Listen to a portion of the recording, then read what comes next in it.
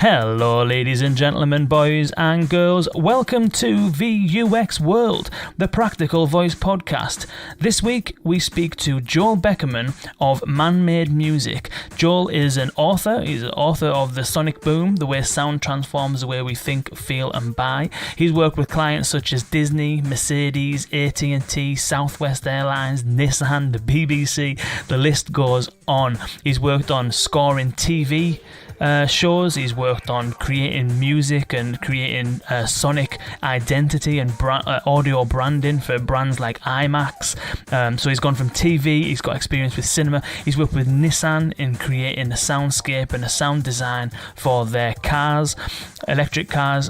I mean, this guy is absolutely unbelievable. The way that he approaches soundscaping and sound design is totally refreshing. We talk about sonic branding and sound design and soundscaping within the context of voice assistants, but more broadly within the world as well. I mean, this one, it'll change the way you think about audio branding, full stop.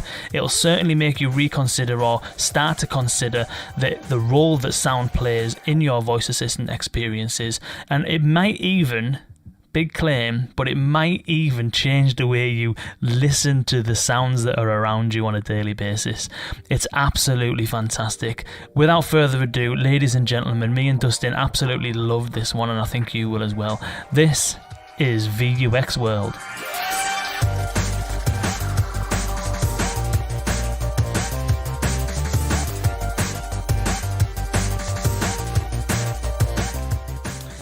Yes. So where are you now, Joel?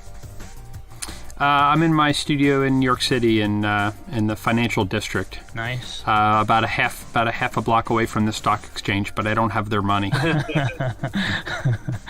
Well, it must be a fairly kind of unique a studio right in the middle of the financial district, is it?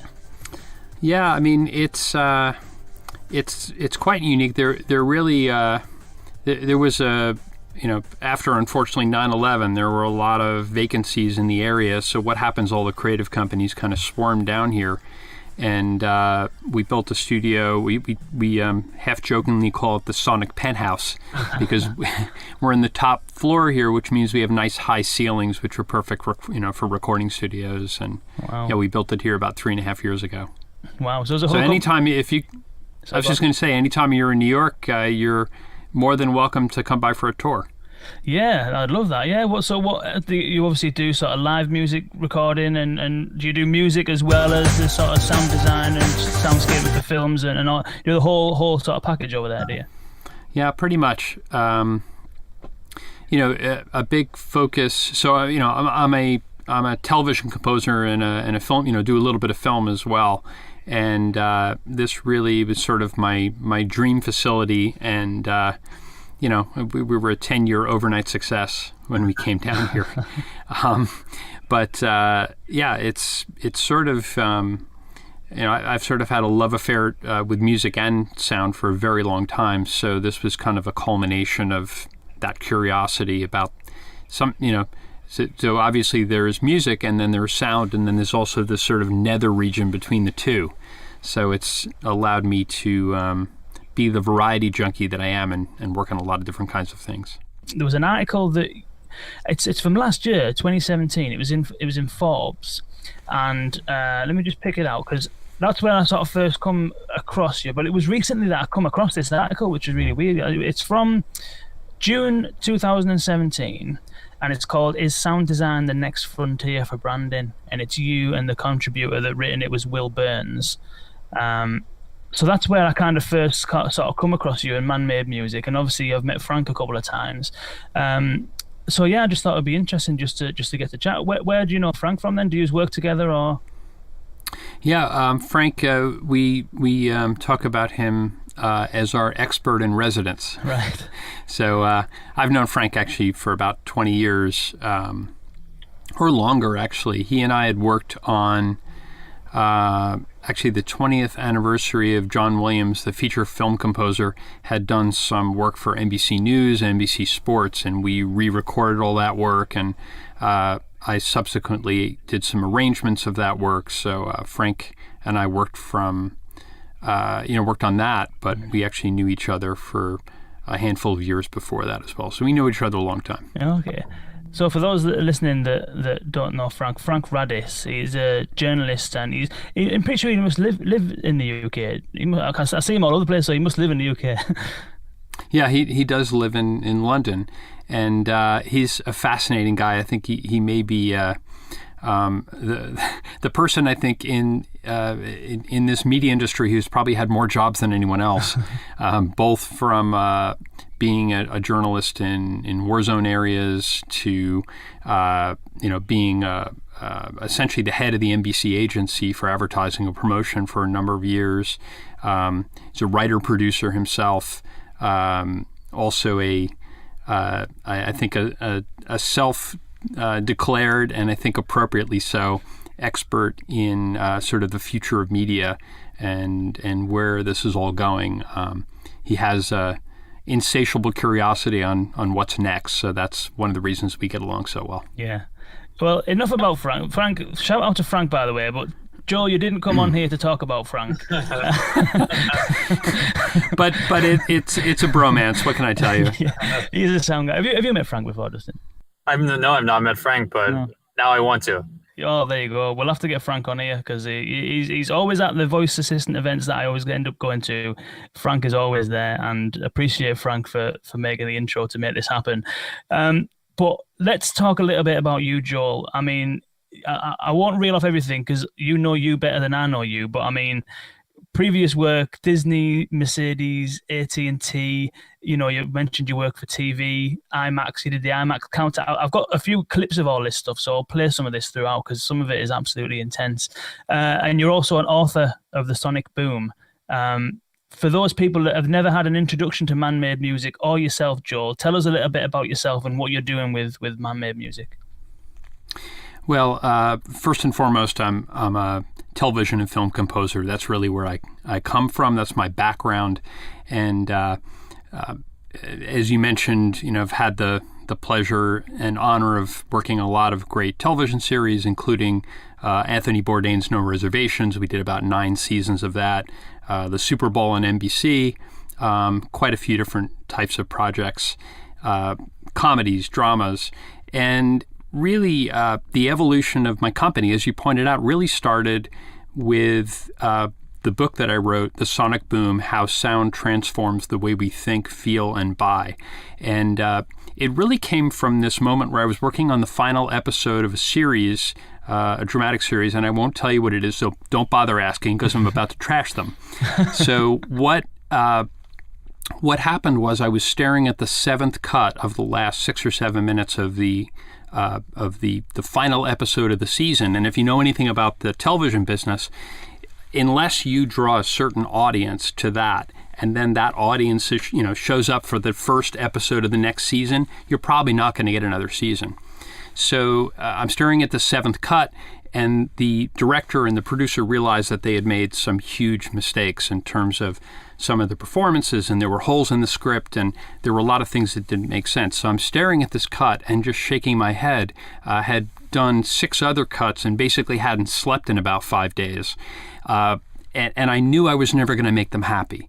So I'm staring at this 7th cut, and I'm saying to myself, I wish I could score anything in the world except what's on this screen right now.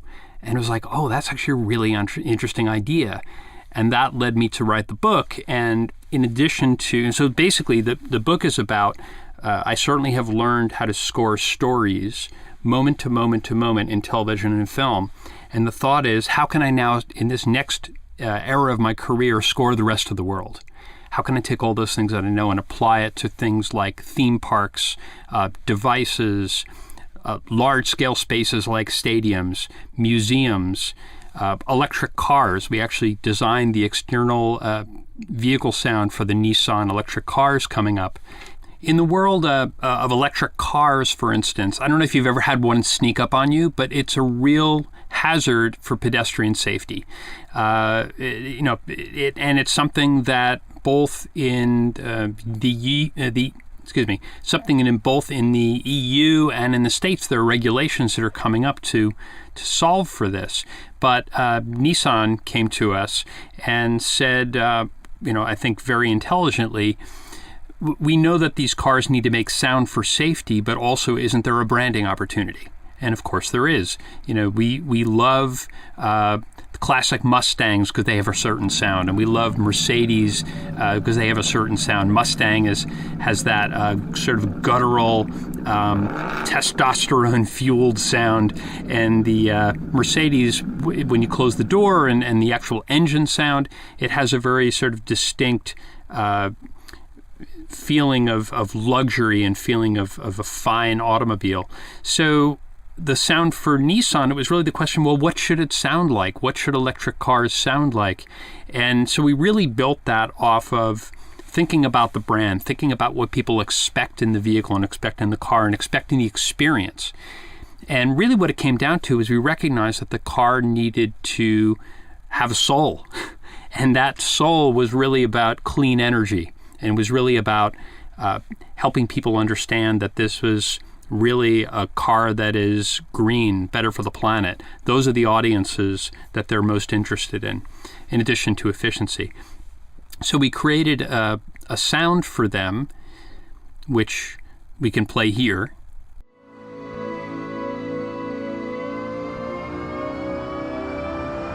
Which really is completely manufactured. We are in this age now, this new age of audio, where with all these electronic projects, all the electronic products that are out there, that really we have the ability to create those sounds from scratch. And if you think about the implications on that, as there are more and more electric vehicles on the road, we actually can really completely change the sound of our cities. Why do we have to, for instance, when an emergency vehicle comes by, why do we have to scare people with that sound? We don't. These are sounds that actually can be crafted for humans at the center of the experience, as compared to the noisy, crazy, cacophonous cities and cacophonous sound that is in our lives right now. It's interesting you were saying about all the emergency vehicles, even like car horns. When you picture kind of like busy cities, you just picture these like intensely screeching, like loud, brash car horn noises, and it's just not a pleasant sound at all, is it? It's not, and actually when you think about autonomous vehicles, which are not too far away, there is yet a whole other way to think about design. Why not, for instance, well, obviously car horns will become unnecessary because, except maybe to warn pedestrians, but one car will not need to honk the horn for another because they will know spatially that they're right next to each other. But in addition to that, think about those emergency vehicle sounds. Probably the autonomous cars will actually automatically pull to the side of the road. And the only reason then to have the siren at all, which can be much simpler and more pleasing, is to let you know why the car stopped. And what's really interesting is when you, we actually did a soundscape for the BBC Radio 4. You created something for us, haven't you? We did, with pleasure. This imaginary soundscape created for us by Joel Beckerman and Joel Dueck is based on sounds being tested at the moment.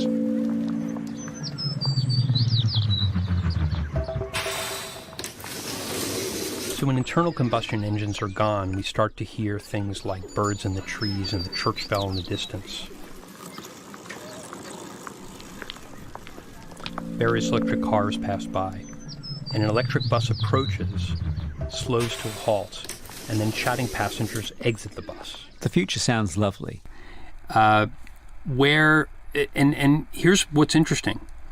When combustion engines go away, you start to hear things like birds in the trees, pedestrians walking on the sidewalk.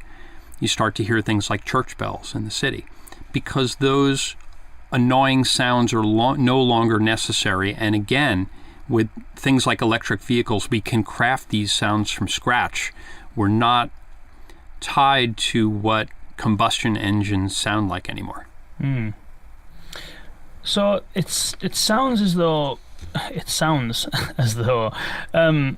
you mentioned good one. Yeah. What I'll do is I'll put like a boom boom tsh in the back of It sounds as though you're so you started from TV and then you've kind of gone into kind of almost scoring the rest of the world. And you know, today we're going to discuss voice assistants and audio branding in the kind of voice assistant sort of smart speaker world. It seems as though, you know, if you can put a soundtrack to a TV show and tell a story through sound, and you can transfer that skill set to then, you know, create soundscapes for theme parks and electric cars. It almost sounds as though you've kind of either got a methodology or a way of thinking that can fit sound to whatever it needs to be fit to, irregardless of what that thing is. I'm just wondering whether there's any, from your mind, is there a distinct difference between creating some sort of soundscape for a TV show versus for an electric car versus for a voice assistant? It's a really great question. The answer is, in all these different kinds of experiences, whether it's entertainment or products or smart speakers, what's really important is to put the human being, the audience, the consumer at the center of that experience and determine what does that person need moment to moment to moment. So to me, soundscapes for automobiles and for television shows and for products and for stadiums, it's all kind of the same thing. They require different tools, different instrumentation, different ways to think about it. They also require different kinds of research to really understand, are we actually communicating the messages that we think we're communicating? And also, how do those sounds apply and really hit the ear of people around the world? We can't make those assumptions. We need to make sure we understand what sounds work cross-culturally, especially in products and entertainment that go around the globe. So it is very much the same creative exercise, but with a lot of other elements that are necessary to make sure that the sound is impactful and effective in doing exactly what we want it to do. On top of that, it's really important to understand the neuroscience of this. So we actually respond to sound quicker than any other sense, even touch. And because of that, sound in a very real way becomes the arbiter of all our other senses and multisensory experiences. So when we think about sound in association with products, there's a visual component. Sometimes there's even a scent component. And all those things need to work together.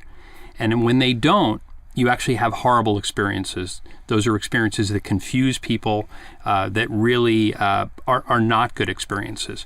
So in smart speakers, for instance, let me just give you an example. One of the biggest problems with smart speakers right now, and why the vast majority of companies that are content creating for smart speakers, why they're not effective, why they're really not doing the job they need to do, is, again, they're not thinking about moment to moment what people need. And really, people don't need voices talking to them all the time. That's foreground sound. That's sound that demands your attention moment to moment. But think about how we operate in the world. Just even the footsteps that we might make on the pavement help us keep sure-footed. If you click a lock, like a deadbolt lock, there's nobody saying, oh, the door is locked. You don't need that. You just need a little sonic cue to understand what's happened at that moment. And those sounds all become background sounds.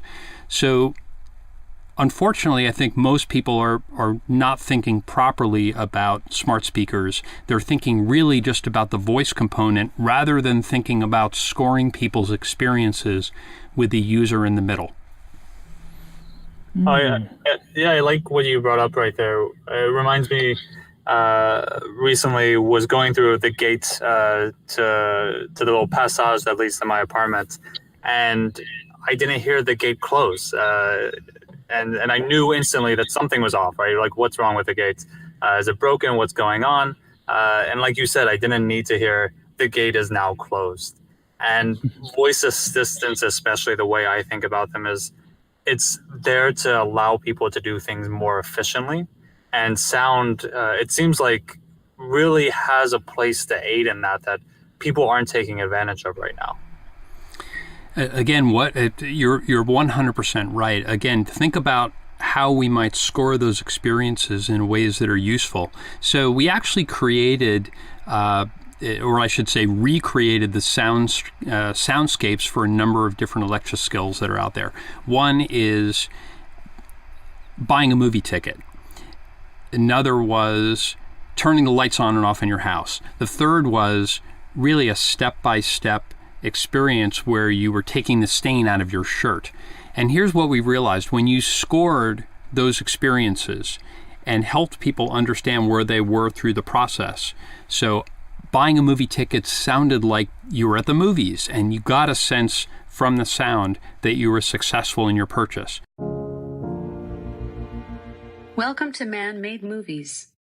People overall through those three experiences were 27% more likely to say that those experiences were fast, and 32% more likely to say that those experiences were enjoyable and they want to do it again. So for the turning lights on and off in your house, it sort of sounded like the semiotics of a light switch, but special. Turn the living room lights on. Dim the living room lights to 50%. Not exactly like a light switch, but definitely reminiscent of a light switch, working off of the semiotics of sound that we are already familiar with in our lives. And the step-by-step experience that we rescored, taking the stain out of your shirt, every time you completed a step, the sound would go up. Pour club soda or cold water on stain. Blot with absorbent cloth. Pour liquid detergent on stain and rub fabric together. Let it stand for several minutes, then rinse with cold water. Wash according to care label. Would you like a text message to outline the stain removal steps? Yes. All right. Remember, to conquer tough stains, just ask Man-Made Detergent. So you knew that you were successful, and you got a little sense of satisfaction from each of those steps. So again, it's about scoring experiences. And what's super interesting in this is we were actually able to take a lot of the voice out of those experiences. And again, that's taking out the foreground sound that demands your attention. You think about, we love to multitask, especially in this day and age. And scoring experiences allows us to multitask through different elements and really different types of experiences we have in our life. The other thing that's really important to think about in terms of use case with smart speakers, I don't know about you, but I have several in my house. And if I have one of my kids in one room using a smart speaker, and my wife is using a smart speaker in another room, and I'm using one, there is this cacophony. Again, we're making this very noisy, horrible environment in our home. And if to think about how technology is now really permeating so many different personal spaces, our automobiles, our homes, our social connections with people through technology. And it's so important that we're making those experiences really useful and also pleasurable. It's in a lot of ways, it's all entertainment. And we really need to be thinking about those kind of elements and not just talking at people. Sorry, go on, Dustin. So, Joel, you mentioned a few different use cases, and you talked about one in terms of turning the lights on and off and how those are related to the natural sound of a light turning on and off. How important is it that the sounds that someone is adding to these skills are analogous to the real world? If I'm buying movie tickets, should I include sort of a printer sound in the ticket tearing, or do you have an opportunity to just start from scratch and say, this is a new world, we can do whatever we want? It's interesting because a lot of UX designers think about using exact sounds from the real world. And the reality is that's not what people want. It's not really useful. In fact, things like a ticket machine sound could be quite annoying. So the question is really emotionally, what do people need moment to moment to moment? Maybe if there is a little quiet pad of sound like strings, very much like you experience in the movies, that can cover the latency that we often experience in technology, because technology is not always instantaneous. So that way you know something's happening. And again, just having a little chime that is distinctive and ownable can give you that sense of satisfaction to know that your transaction has gone through. So what we're trying to do is really not use exact sounds from our lives, but really stylized sounds that utilize what we know, the semiotics of sound in terms of how we operate day to day, and bring those things to these experiences, which really decreases learning curve, which is so important. We don't want to be teaching people how to use technology. We want it to be completely intuitive, and we call those sounds next level intuitive. Actually, in my book, I speak about sonic humanism, and I define sonic humanism as utilizing music and sound in ways that make people's lives richer and simpler. And all of this work, we look at it and say, how do we level up to sonic humanism? Whether it's television movie scores, whether it's products, whether it's devices, whether it's large-scale spaces, everything really needs to level up to that same concept and idea of putting customers and people at the center of those experiences. It's interesting how you're talking about kind of replacing the voice with more kind of ambient sound. It's almost like we've got this tool which can generate speech. You know, we've never really been able to make machines talk before. We've got this thing, we can make that happen now. Let's grab hold of that and push it into every possible angle, whereas it seems as though what you're saying, it's almost like kind of if you're making, I mean, obviously you know this more than I do, but if you're making a song, for example, sometimes you need to sacrifice a bit of it that you really, really love and not make it too overpowering, because the whole is more important than that individual piece, isn't it? So it's interesting hearing someone, you know, obviously with your kind of sound design sort of background, almost kind of, it's almost, correct me if I'm wrong, but you're almost saying deprioritizing the obvious for the sake of letting that subtlety kind of exist. That's a really great way to put it. So the analogy to songs and production of records is a great one, because what is a song other than a story? And those stories need to breathe, and they need to have a beginning, a middle, and an end at least. Sometimes it's a beginning and middle and a surprise that takes you somewhere else and then brings you back at the very end to have that satisfying experience that you love from a song.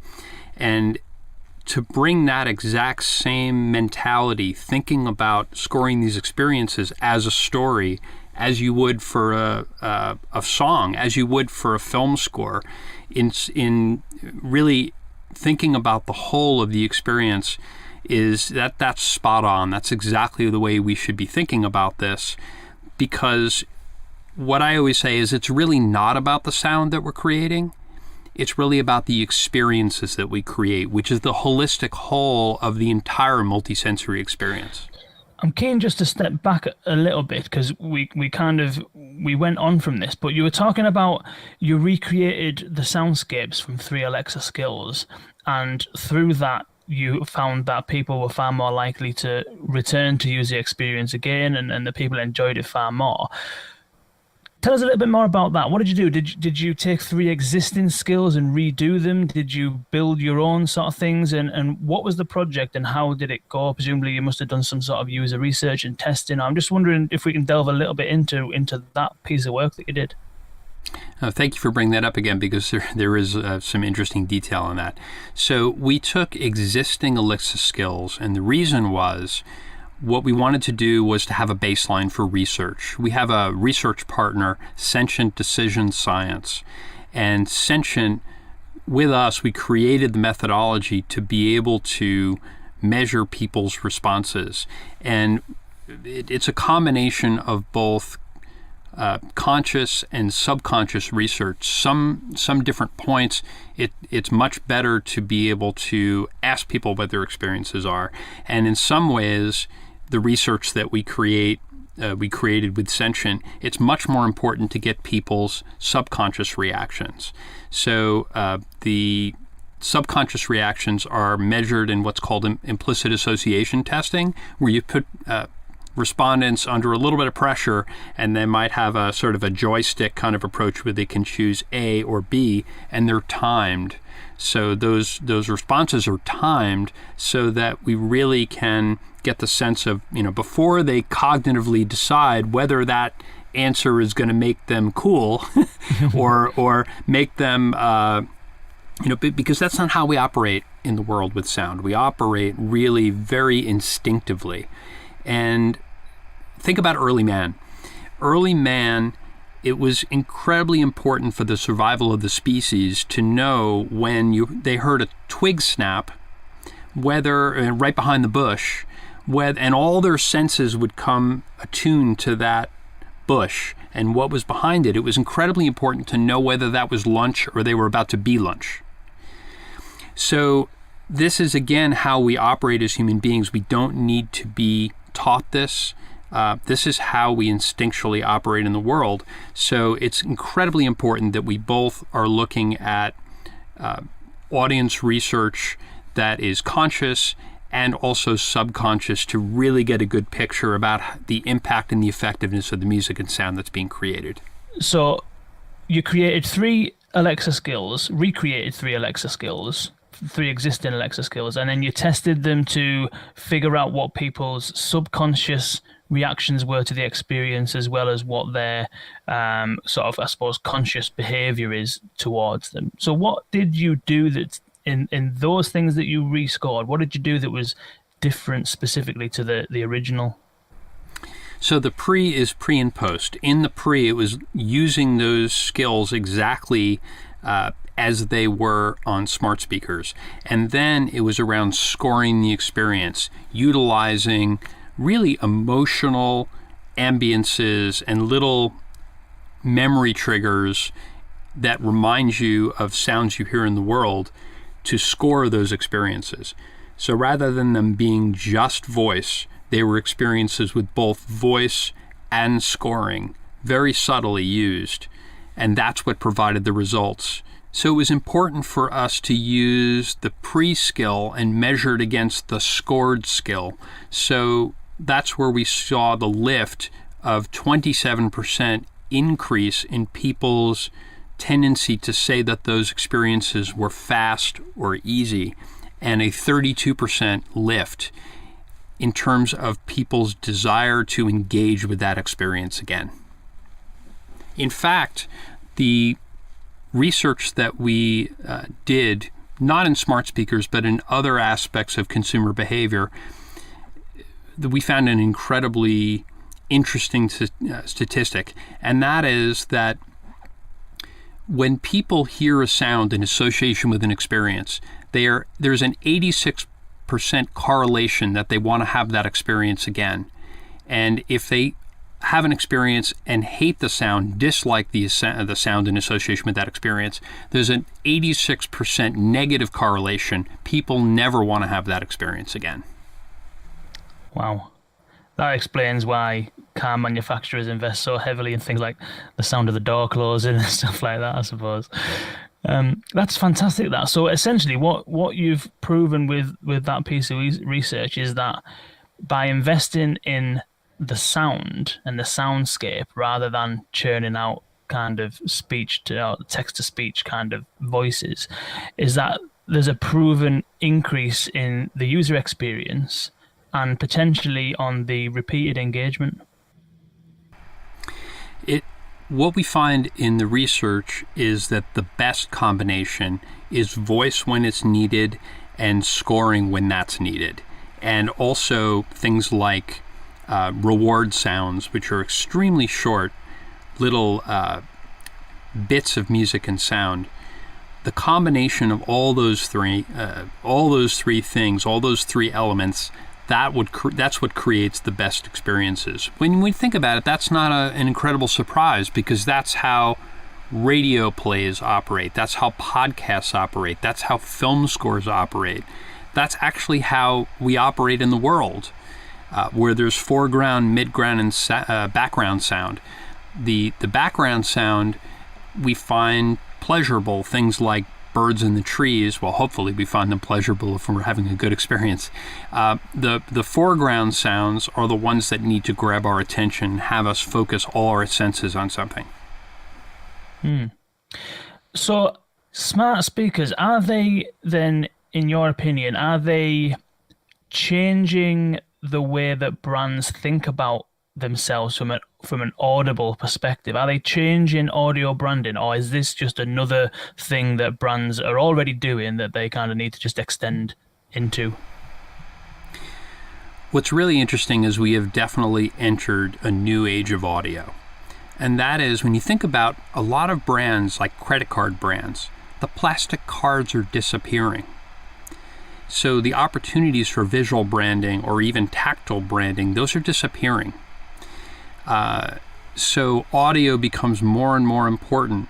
Things like the transactional relationship you might have with a smart speaker, those are very, very important to brands. And in a lot of ways, I would say this is a revolution as big as the smartphone revolution. We know that less and less, or we know really that people will be using things like keyboards less and less. That's not an efficient or fun way to connect with technology. And the more that these voice skills and scored voice skills get smarter and smarter, the more these transactions start to feel like entertainment. And ultimately, that's really what we want. We want experiences that really are geared to us and geared to having something that's enjoyable, that we want to do again and again. So, if you were to be involved in kind of, because there's some brands who have already got some kind of sonic identity. You know, McDonald's has got the little and all that lot, and you've got various brands that have their own kind of little jingles and little things going on. Then you've got some that don't have anything, and what smart speakers and voice assistants are doing is, yes, you might have a very nice flashy website and a really cool logo, and your color scheme might be really good, and you know, you might have a clever designer who's got some flashy gradients all over the buttons, but take all that away and what you're left with is nothing if you've never done it before, sort of thing. So is this something that people are needing to start, and brands are needing to start from the ground up with? Would you approach everything that you do on a smart speaker as an audio branding exercise, or do you just need to incorporate some better sounds into things? Well, most brands know now at this point that brand is everything and everything is brand. The experiences, every single experience that you have with a brand becomes, whether it's a visual experience or a transactional experience, really a two-way conversation with brands, whether that's in a retail environment, smart speakers, or really any other way you come in contact with a brand, that all those things together are what makes a brand and hopefully makes it a loved brand. So unfortunately, the companies that have not been thinking deeply about this are way behind. That certainly things like an audio mnemonic, or even what we call an anthem, which is a long-form piece of music representing the entirety of the brand, really representing, in a lot of ways, the promise, not just to customers, but actually for employees. Those are all core elements that are incredibly important. But again, people don't want brands to shout at them. The McDonald's da-da-da-da-da is a great mark. Maybe that's something at the beginning of a transaction they could use as a welcome sound. But then the question is, what sounds might they use which perhaps are derived from or related to their sonic logo that may be useful in terms of helping guide people through the experiences? What would a McDonald's ambience be that would let you know that your transaction was still happening and maybe cover some of the latency that exists in a lot of technologies? So again, it's great to have a mnemonic, it's great to have an anthem, it's great to have identity. Just as you have visual identity, you have sonic identity. in addition to that, we have to think about how can we score people's experiences, so moment to moment to moment, like a movie, so that they understand where they are in the experience and they want to come back and have that experience again. Where should a company start if they're starting to think about sonic branding? What's the first place that they should go to? So just to talk about the process of sonic branding, generally almost every aspect of sonic branding has an analogy in visual branding. No one just sits down and creates a visual logo that they like. That's not the way it works. They create a visual identity system. And they don't just come up with something off the top of their heads. Oh, wouldn't it be nice to use blue and curvilinear forms? It doesn't just come from some kind of inspiration alone. It comes from a brief. It comes from understanding what the brand stands for, really what's the personality of that brand, where are they going, where have they been, and taking the sum total of the story of that brand and deriving from it a creative brief. And we do exactly the same process. We actually go through exactly the same process for creating audio brands, for creating sonic brands. Also, just as you do in visual branding, you want to look at all the competitors in that category, and maybe even some competitors are aspirational outside of that particular competitive set, that particular industry, so that you know where's the white space for creative. So we take all those things. What's the brand about? What does the sound space in that category, or even at a category, sound like? And how does that inform and inspire where we're going to go creatively? Once we then, usually then we'll go straight to the anthem. And this is actually where a lot of brands get it wrong. An anthem being the long-form expression, a long-form piece of music for the brand, which tells the entirety of the story to their employees, to stakeholders in the brand, to customers. And why that's so important and why you don't go straight to just the mark is exactly analogous to why you don't just create a logo only for a visual identity. Really what you have to do is begin to create a system and think about what are all the emotions that we want to get to in association with the brand, and then what instrumentation does that suggest? What kind of energies? Just like a song or just like a movie score, what are the parts that may be a little bit richer or a little bit more powerful, and where is the brand a little quieter? And what we usually suggest is to start with the anthem, to derive from that a sonic logo that can stand the test of time and really is a short, firm memory trigger. So if you hear the anthem even once or twice, then you hear the logo, it's a hook, just like a song. So those are really the two core pieces. And then from that, it's a question of how might you be able to move the sonic identity system into things like brand navigation sounds, which is our term for UX sounds. How perhaps, so for instance, we created a sonic identity system for IMAX. And think about IMAX. IMAX, first of all, there are 1.4 million showings of IMAX movies every year. And everyone knows IMAX. But in terms of the technology, which is really the best place to see movies anywhere, the highest high frequencies, the lowest low frequencies, really amazing visual experiences with super high resolution pictures. So IMAX is one thing, it's one brand, they represent that quality experience and the technology behind it, but also they need to move into all the outskirts of the places where that brand exists. It's going to sound different in a museum when you're talking about documentaries around travel or documentaries around science than it is in a Marvel movie, or than it is in a comedy, or it is in a drama. So the sonic identity we needed to create that we created for them, the sonic identity we created for them needed to keep in mind how the brand could push into all these emotional territories. And to us, that's analogous to essentially a visual identity system where the visual identity system needs to follow the brand in a lot of places it shows up. Things like retail experiences, advertising, maybe sponsorships of music concerts, or also things like charitable causes that they may want to be involved in. So we really think about sonic identity and sonic branding very much like visual branding. And how closely tied are the two together? If there's a visual rebranding, does that need a sonic rebranding as well? So our aim is to always create work that is iconic and enduring.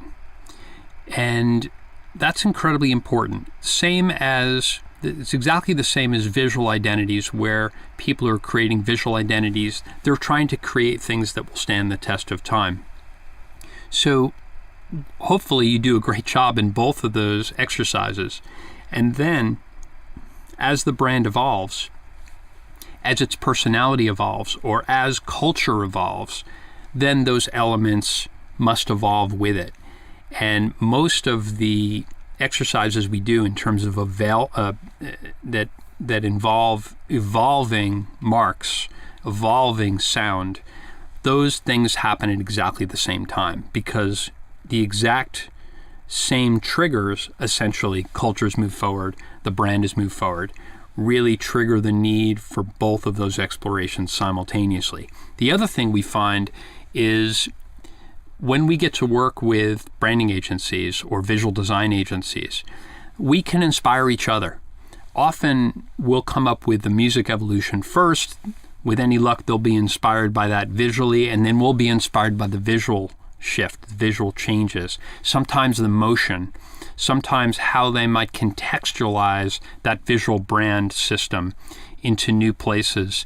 I mean, it sounds very cerebral, and I guess it is, but it also is quite aesthetic and emotional, because at the end of the day, the sound and the visuals need to work together to tell that emotional story, and to tell it very quickly and very succinctly.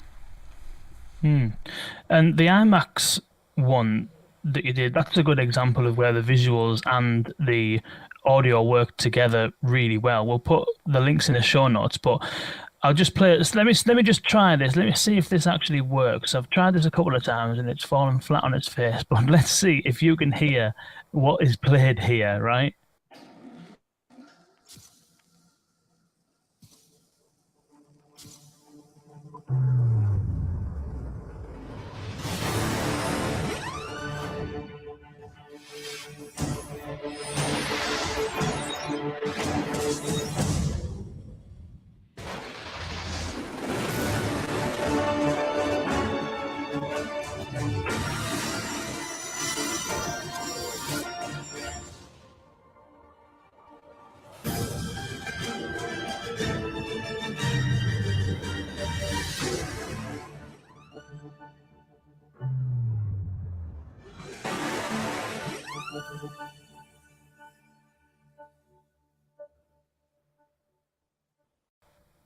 Did that work?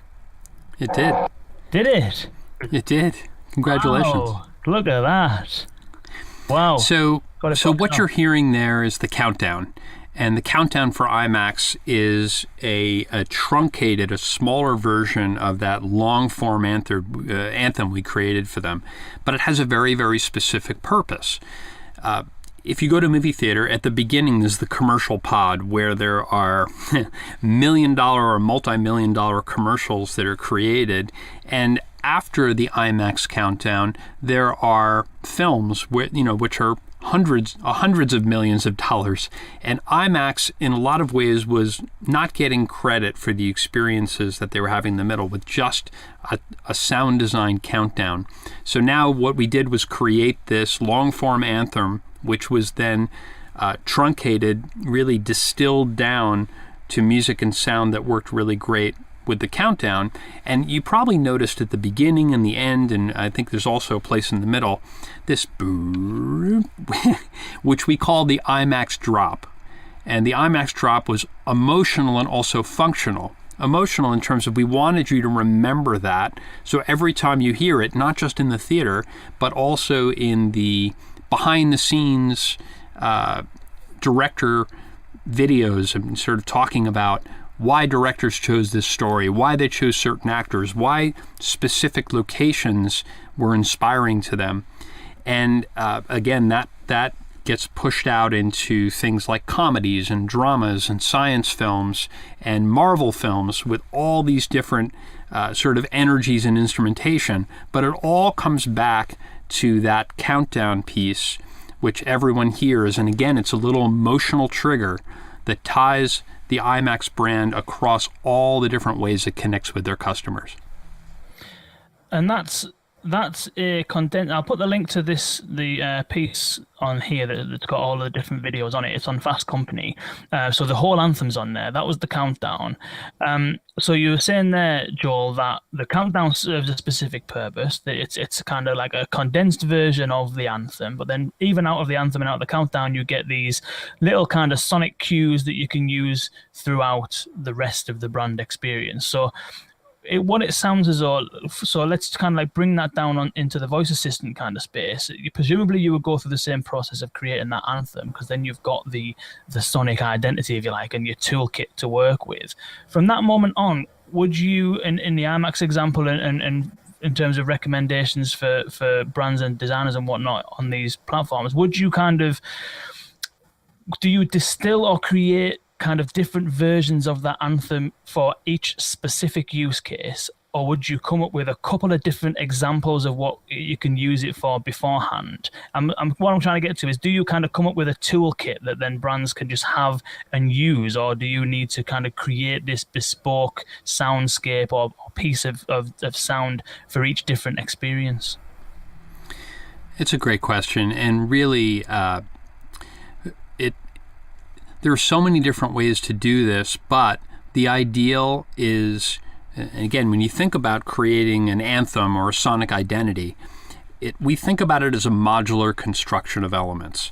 So if we do our job properly, when you strip out a lot of elements, there are different bits of instrumentation that exist there. And what we try to do is to create that toolkit, as you mentioned, to be able to utilize that toolkit in as many, many different ways as possible. Now, sometimes the anthem can't cover every single use case, and sometimes there are emotional cues or moments in the brand experience that perhaps didn't come out of the anthem, and then those become additional things that need to be created. Let me give you an example. We created a sonic identity for Disney Now, which is an online brand for Disney. And there's an anthem for Disney Now, but if you press a button on the interface repeatedly, it's sort of like there's an Easter egg. And we all know what Easter eggs are. Easter eggs are sort of surprise moments that are hidden in a video game or hidden in a user interface. And if you hit that button repeatedly, then usually there's some kind of surprising behavior. All of a sudden, you might have fireworks go off and, on the screen and hear fireworks, but maybe there's a little element from that brand anthem that might, again, tie it together, have a little bit of a memory trigger that goes off, to, that helps us make sure we're linking back to the brand. That's so. I think that the last question. I'm conscious of time. I know we've kind of run extremely over here. Last question. Because from what we've spoke about, obviously the stuff that you've been working on is huge projects. The IMAX example, to create something that sits in between a multi-million-pound commercial and before £100 million film, it needs to be something that is pretty dramatic, and we listened to the sample and you can see how intense it is, especially if you're listening to this with a pair of headphones on. It is just completely intense. IMAX, it's not a small company, it's not a company with shallow pockets, should we say. To get this experience right, to get this kind of audio branding experience right for voice assistants and for the you mentioned that this is kind of the new interface. Well, I think we believe, me and Dustin believe that certainly, that this is the new kind of interface, and the adoption is going to be rising. Right now, there's so much that goes into it. You know, you've got persona design, conversation design, you've got a whole load of technical work to do behind the scenes to create stuff. You know, there's a lot of pieces that you need to put together. Sound design is obviously a part of that as well. What I wanted to ask is, do you see, or when do you see it becoming a point where this is, because it's at the moment, there's skills out there that 3 of which you've kind of remastered, if you like, to put some decent sound design in there.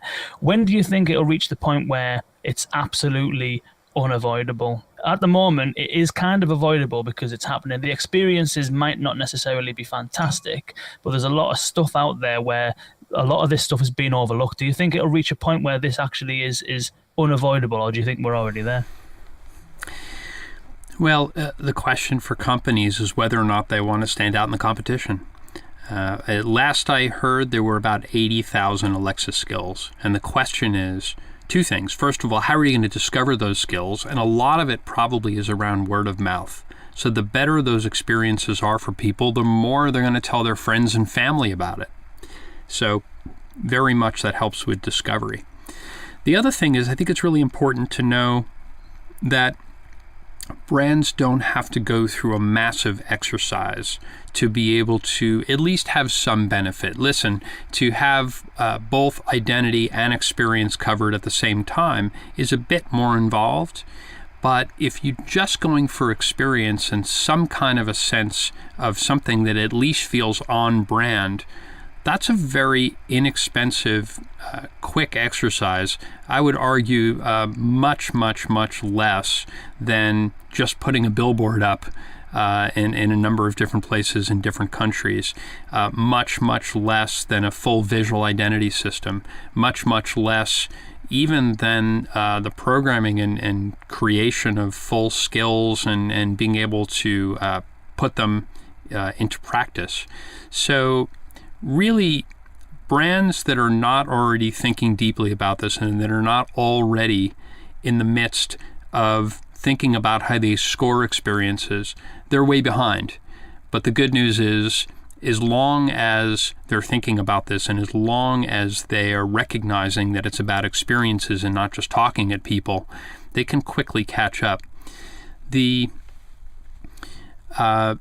So I want to apologize to the entire audience for a second, because here's what you're going to find out. What you're going to find out is once you start paying attention to sound, you will never hear your life the same again.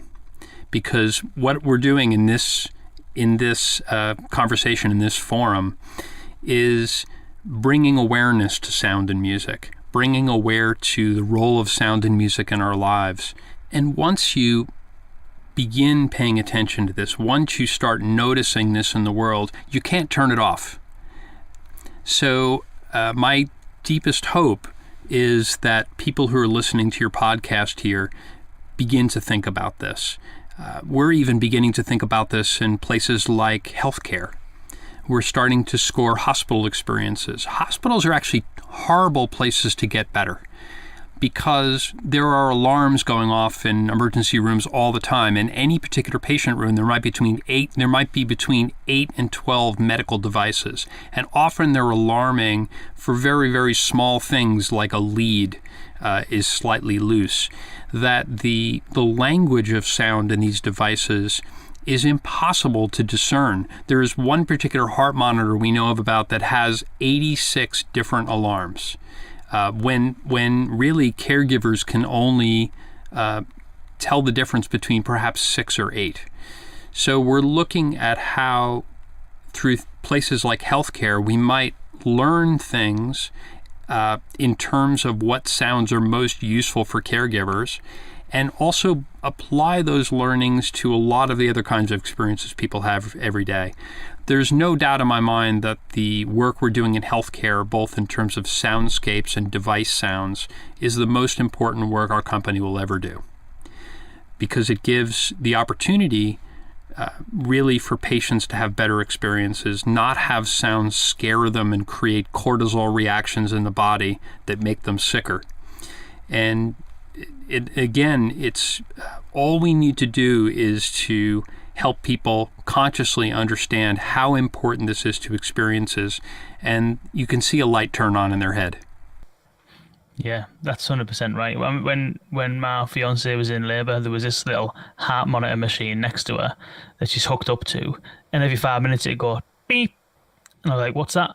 And the doctor's like, "Oh no, nothing, just leave it." I'm like, "That sounded pretty intense." That, and like, no, just leave it. I'm like, "Well, what? Don't you want to do something about that?"